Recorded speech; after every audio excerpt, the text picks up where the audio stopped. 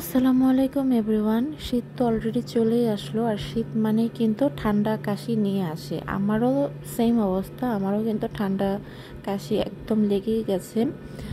তো আমার ভয়েসটা শুনে বুঝতে পারছেন, আমার ভয়েসটা কিন্তু একটু উইয়ার্ড লাগছে শুনতে। তো আমি আজকে আপনাদের সাথে একটা চা বানাবো, সেটা হচ্ছে রোজেলা চা। রোজেলা দিয়ে আমি চা বানাবো। রোজেলাটার সাথে কিন্তু আমরা এখন বর্তমান সময়ে সবাই খুব পরিচিত।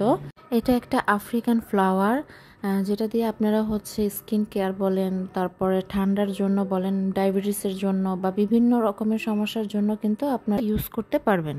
আমি চাটার সাথে সামান্য পরিমাণ একটু চা পাতা মিক্সড করে নিয়েছি, কারণ আমার কাছে একটু কড়া লিকারের চাই ভালো লাগে। আপনারা চাইলে স্কিপ করতে পারেন, এটা শুধু পানিতে সিদ্ধ করেও পানিটা খেতে পারেন। এটা কিন্তু শরীরের জন্য আসলে অনেক উপকার করে।